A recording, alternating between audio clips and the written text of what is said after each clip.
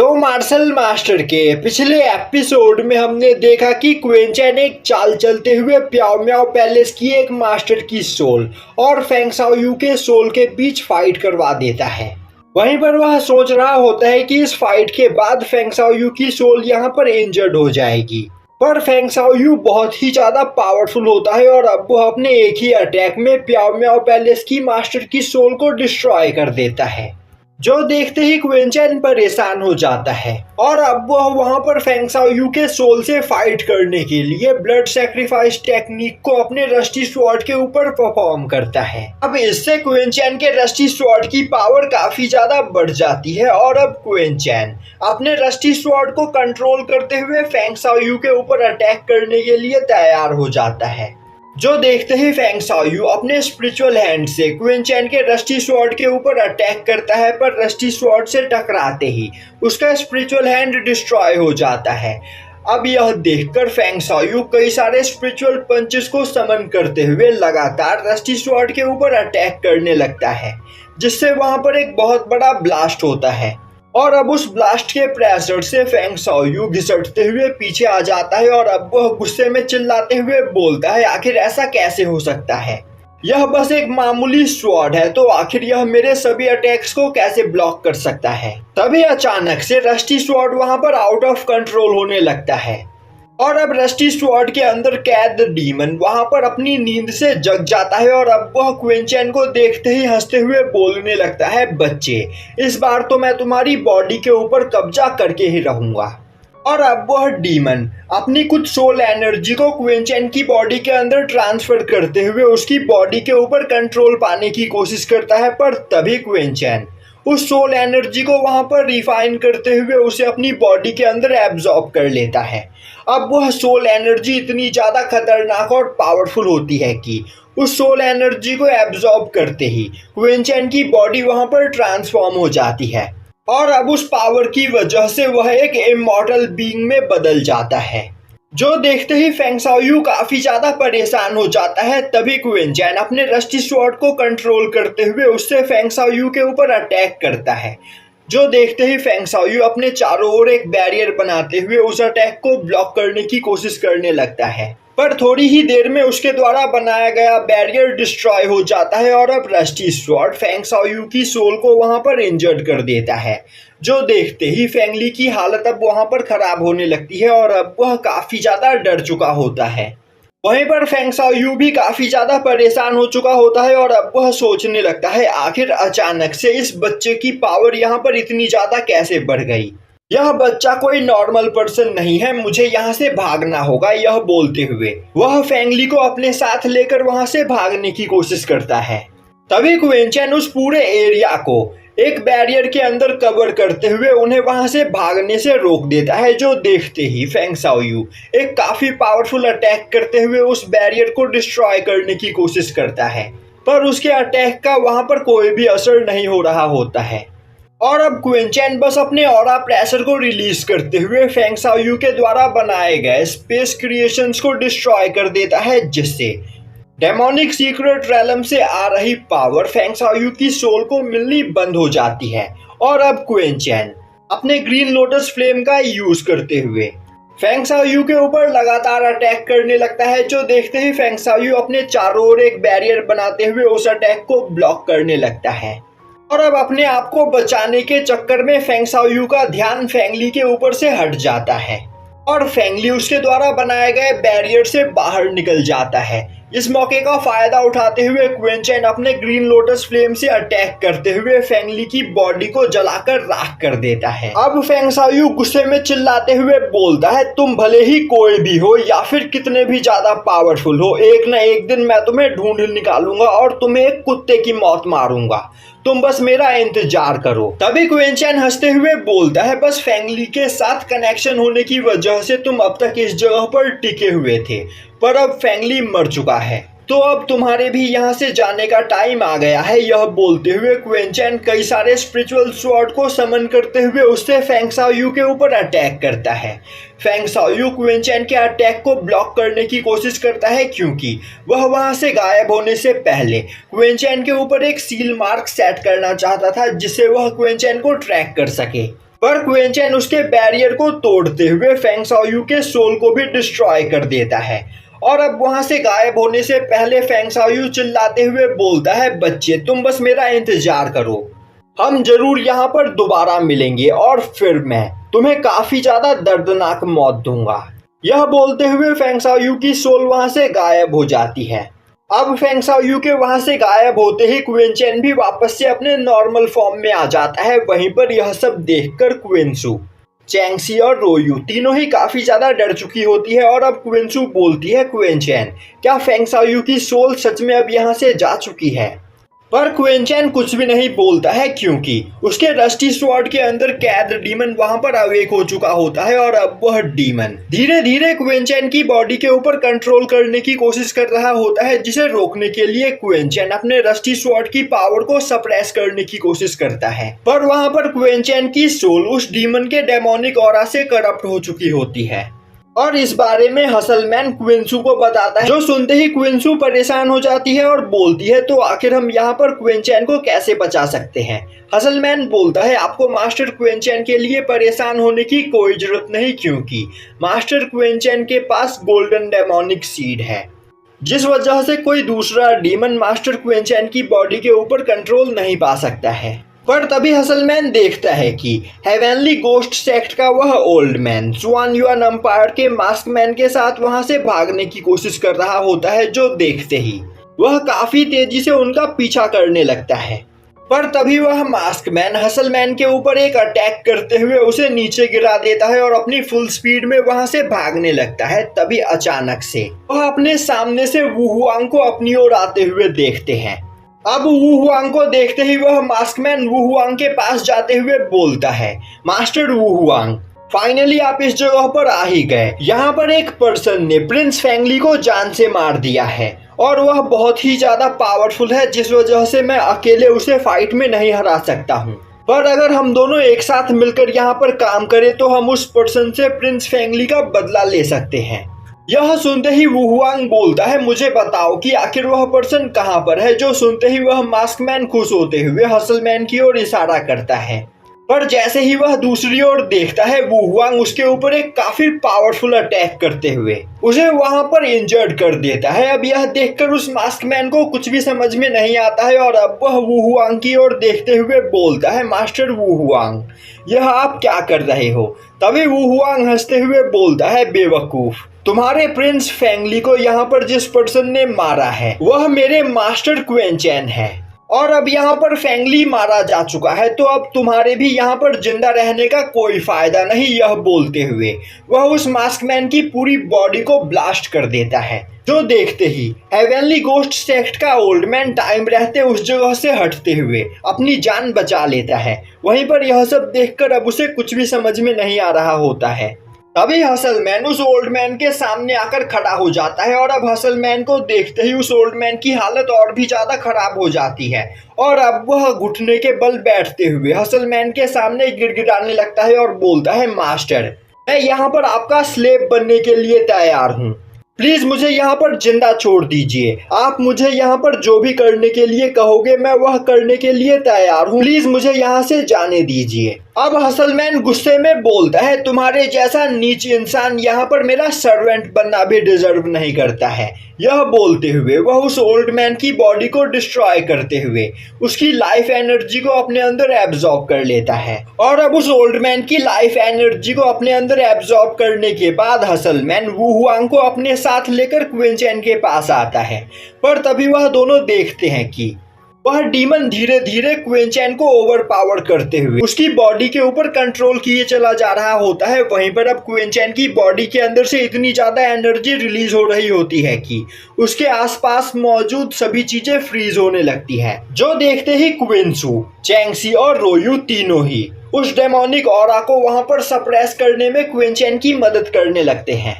पर वह तीनों भी वहां पर फ्रीज हो जाते हैं। तभी क्वीन चैन की सोल सी के अंदर मौजूद गोल्डन डीमन सीड वहां पर एक्टिवेट हो जाता है, जिससे क्वीन चैन की कॉन्शियसनेस धीरे धीरे वापस लौटने लगती है और अब क्वीन चैन अपने ग्रीन लोटस फ्लेम को कंट्रोल करते हुए क्विंसू, रोयू और चैंगसी को वहां पर बर्फ से आजाद करवा देता है।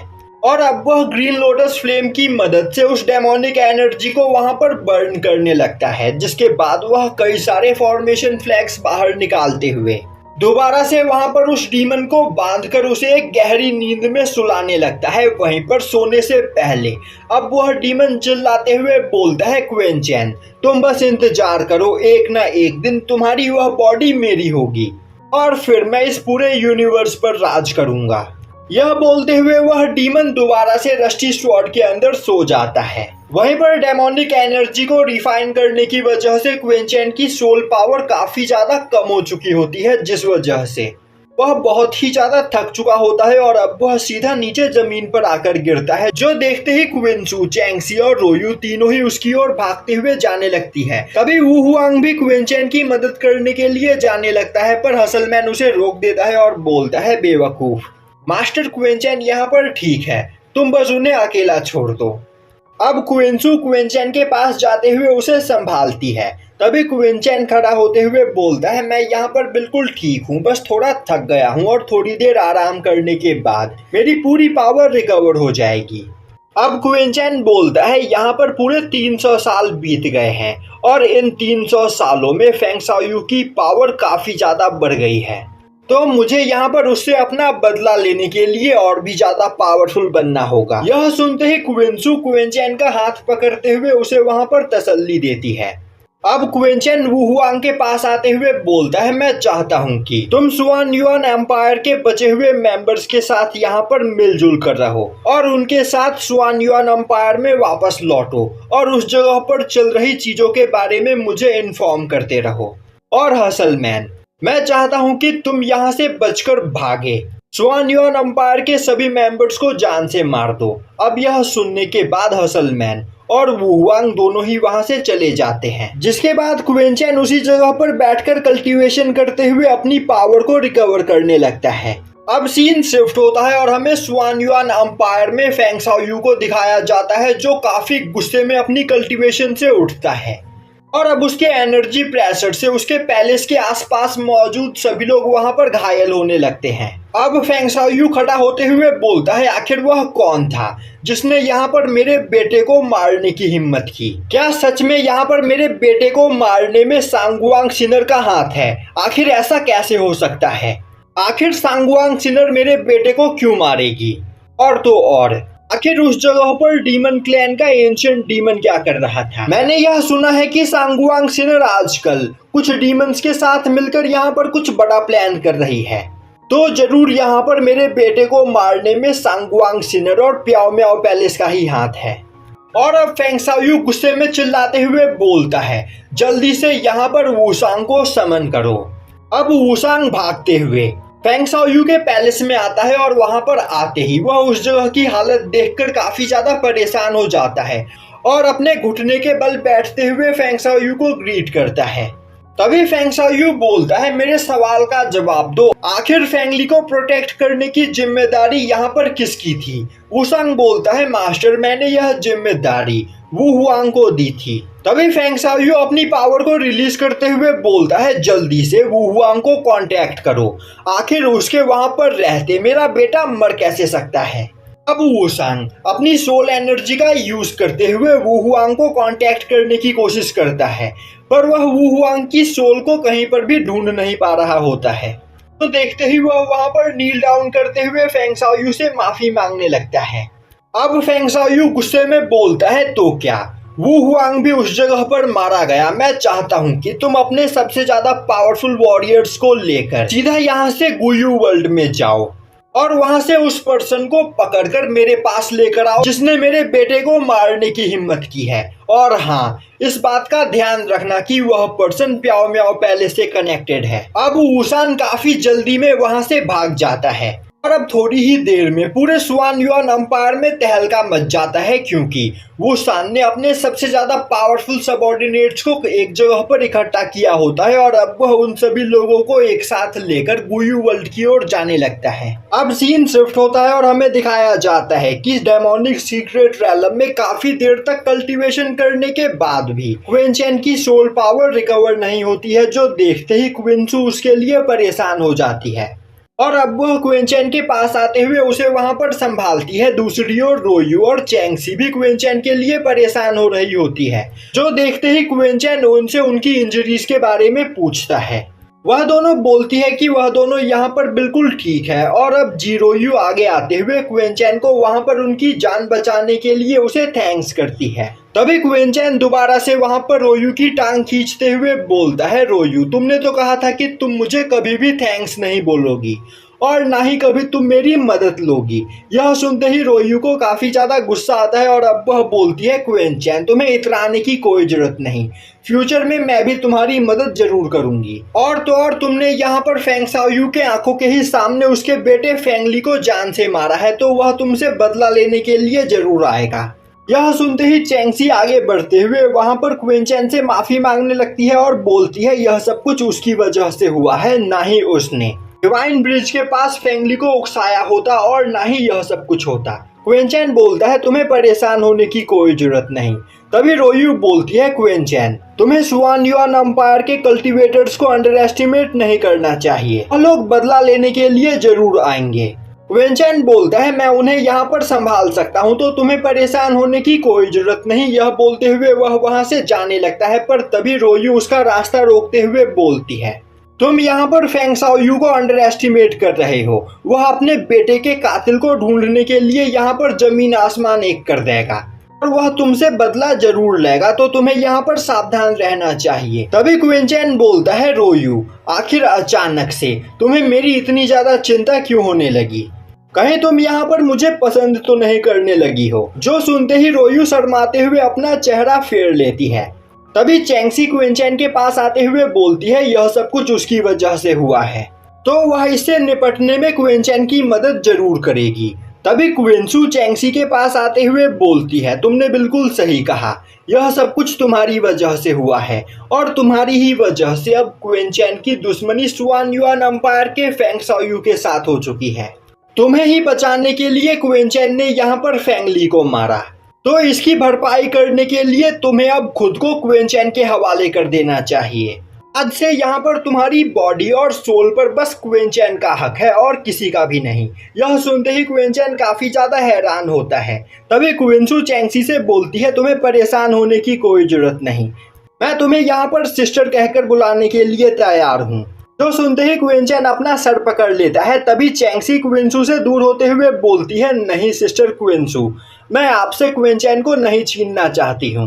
क्वेंसू हंसते हुए बोलती है, क्या तुम्हें सच में लगता है कि तुम मुझसे क्वेंचैन को छीन सकती हो? मैं बस तुम्हें यह बता रही हूँ कि आज से तुम क्वेंचैन से बिलोंग करती हो।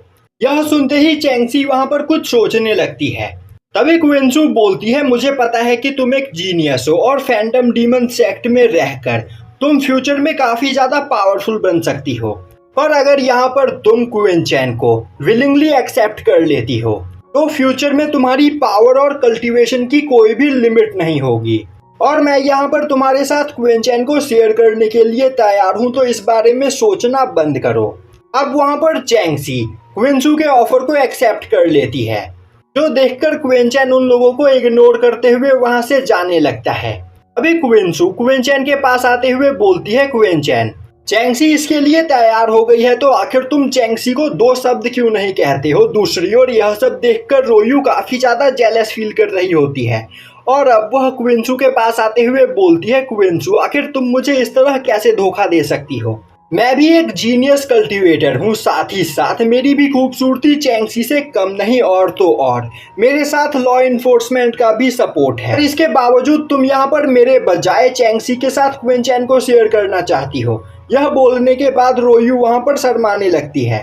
यह सुनते ही क्वेंसू रोयू के पास आते हुए बोलती है, सिस्टर रोयू मुझे पता है कि तुम मजाक कर रही हो, पर अगर तुम रियल में यह चाहती हो तो यह यहाँ पर हो सकता है। और अब यह बोलने के बाद क्वेंसू सोचने लगती है, मुझे पता है कि यहाँ पर क्वेंचैन एक बहुत बड़े मिशन पर है, पर चैंगसी की वजह से सुआन युआन एम्पायर से यहाँ पर क्वेंचैन की अब दुश्मनी हो चुकी है, जिस वजह से फ्यूचर में यहाँ पर क्वेंचैन को कई सारी प्रॉब्लम्स को फेस करना पड़ेगा। इसीलिए मुझे क्वेंचैन के लिए ज्यादा से ज्यादा सपोर्ट को इकट्ठा करना है, जिससे टाइम आने पर हम लोग क्वेंचैन की मदद कर सके। तभी क्विंचैन क्विंसू का हाथ पकड़ते हुए बोलता है, क्विंसू अपने दिमाग में यह सब खिचड़ी पकाना बंद करो। और अब वह उसे खींचते हुए सामने मौजूद स्पिरिचुअल पूल की ओर लेकर जाने लगता है, जो देखते ही चैंगसी और रोयू भी उसके पीछे भागते हुए वहां पर जाती है।